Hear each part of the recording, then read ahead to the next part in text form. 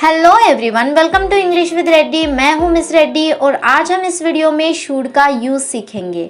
Should का use sentences में तब किया जाता है जब हमें किसी को सलाह देनी होती है। तो शुड का हिंदी में मतलब होता है चाहिए। जिस सेंटेंस में हमें चाहिए बोलना है वहाँ पर शुड का यूज़ होगा। फॉर एग्जाम्पल, तुम्हें शादी कर लेनी चाहिए। ये क्या है? एक सलाह है और इस सेंटेंस में हमने कर लेनी चाहिए ऐसे बोला, मतलब शुड का यूज़ होगा। तो ये सेंटेंस इंग्लिश में कैसे बनेगा? You should get married. तुम्हें शादी कर लेनी चाहिए। You should get married. हमें उसका इंतज़ार करना चाहिए। ये भी एक सलाह है और चाहिए भी हमने कहा है, तो इंग्लिश में बोलेंगे we should wait for him. अगर आप इन दोनों सेंटेंसेस को देखेंगे तो शुड के बाद में मेन वर्ब आया है और वो भी फर्स्ट फॉर्म में। वर्ब्स के भी फॉर्म्स होते हैं, तो शुड के बाद हमेशा फर्स्ट फॉर्म आएगा।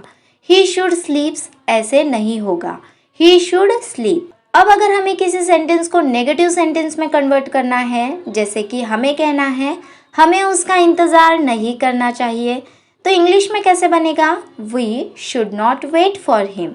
अगर आप किसी को कुछ ना करने की सलाह देते हैं तो शुड नॉट का यूज़ होगा। डोंट शूट या फिर डजंट शूट ऐसे हम नहीं कहेंगे, शुड नॉट कहेंगे। और एक एग्जाम्पल देख लेते हैं।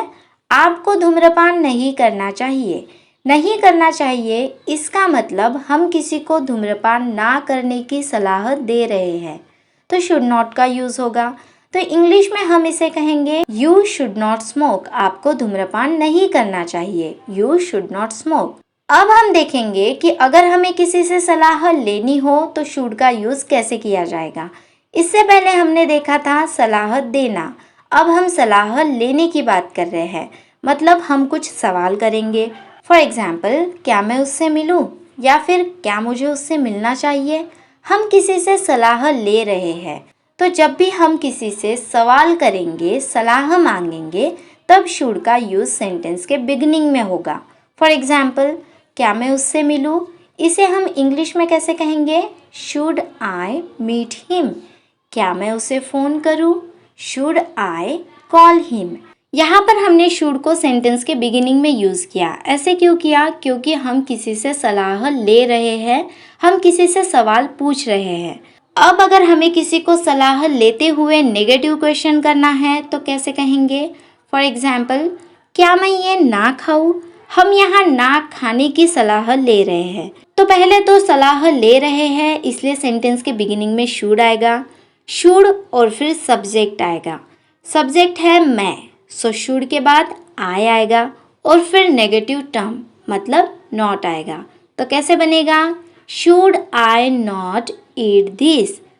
शुड नॉट नहीं आएगा, शुड के बाद सब्जेक्ट आएगा, शुड आई और फिर नॉट आएगा। Should I not eat this. और एक एग्जाम्पल देख लेते हैं।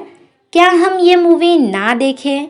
ना देखने की हम सलाह ले रहे हैं और सलाह ले रहे हैं इसलिए पहले शुड आएगा, उसके बाद सब्जेक्ट आएगा। सब्जेक्ट क्या है? हम, मतलब वी। शुड वी और उसके बाद आएगा not. Should we not watch this movie. कैसे बनेगा? क्या हम ये मूवी ना देखें? Should we not watch this movie. तो आई होप फ्रेंड्स कि आपको सलाह देते वक्त और सलाह लेते वक्त शुड का कैसे यूज़ करना है ये अच्छी तरह से समझ आया है, और फिर हमने इसको नेगेटिव सेंटेंस में कैसे कन्वर्ट करना है ये भी देख लिया है। अब हम फ्रेंड्स एक छोटी सी एक्सरसाइज देखेंगे, आपको उसे सॉल्व करने का ट्राई करना है। Let's start. तुम्हें इंग्लिश में बात करनी चाहिए। कैसे कहेंगे इसको इंग्लिश में? सोचिए फ्रेंड्स। यस, इसको हम कहेंगे you should speak in English. तुम्हें इंग्लिश में बात करनी चाहिए। You should speak in English. ये एक सलाह है इसलिए हमने क्या किया? You should speak in English, should का यूज़ किया। उसे अब जाना चाहिए। He should go now. ये भी एक सलाह है। हमने कहा कि उसे अब जाना चाहिए, हम एक सलाह दे रहे हैं, तो हमने क्या यूज़ किया? शुड। और कैसे किया? He should go now. Should के बाद गो आया। गो ये मेन वर्ब का फर्स्ट फॉर्म है। गो क्या है? जाना, मेन वर्ब है। और गो का सेकंड फॉर्म क्या होता है? वेंट होता है। पर हमने कौन सा फॉर्म यूज़ किया? फर्स्ट। शुड के आगे हमेशा फर्स्ट फॉर्म आएगा। He should go now. क्या मुझे अभी सोना चाहिए? यहाँ पर हम सलाह ले रहे हैं पर क्वेश्चन कर रहे हैं।